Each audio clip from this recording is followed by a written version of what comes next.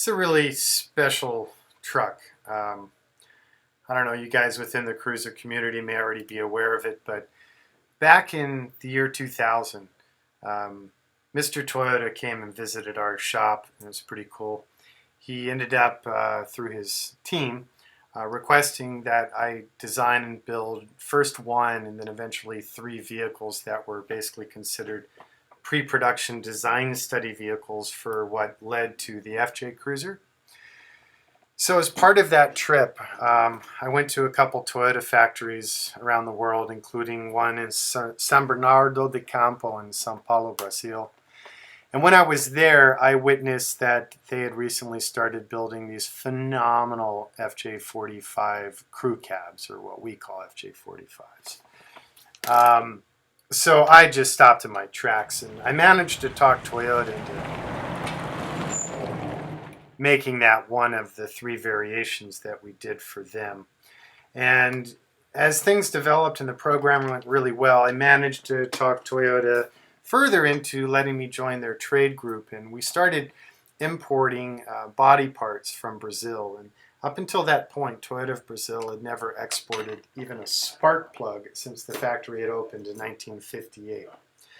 Unfortunately, that lasted a very short period of time, but that's a story for another day.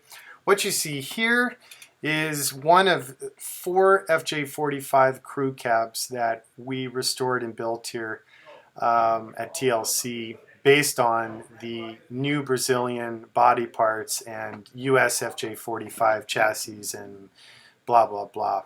So the body was new in year 2000. For the underpinnings, I started with a 1965 FJ45 LV. That was in pretty sad shape. Into that, I grafted the Brazilian disc front brake and drum rear. It's a full floating rear. I fit the Icon front bumper and winch, the Icon LED headlights, BMW, I believe they were 5 Series power seats, which I upholstered in a neat carbon fiber heat laminated leather that we imported from Germany. We did a Kmar dual pivot rear bumper, and Old Man Emu FJ45 suspension, Rolls Wilton wool carpeting, and some custom gauges, and the Spectre Australian style rear view mirrors. And that's pretty much the whole story. In the front sheet metal, I modified it using new Toyota sheet metal for the 79 to 83 FJ40, and then I made a custom stainless woven mesh grille.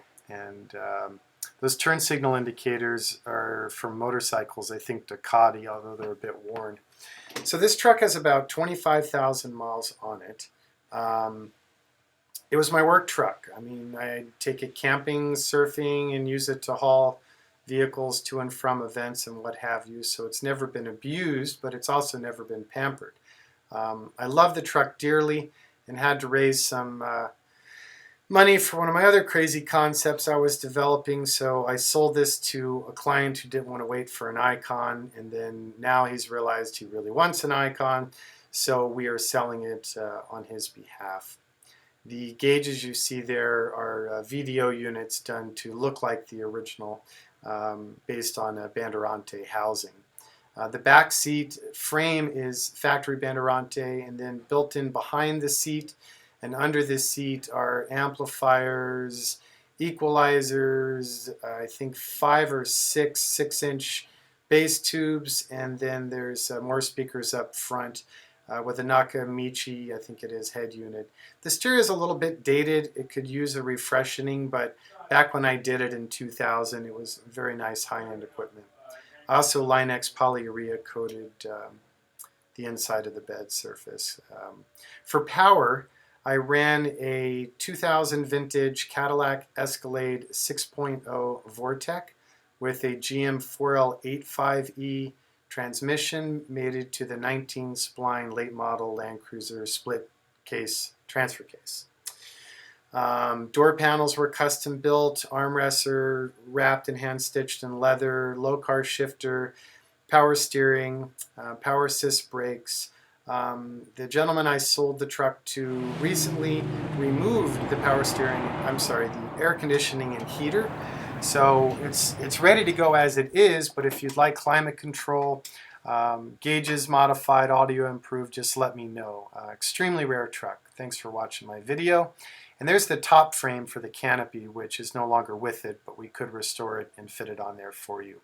More details at TLC4x4.com.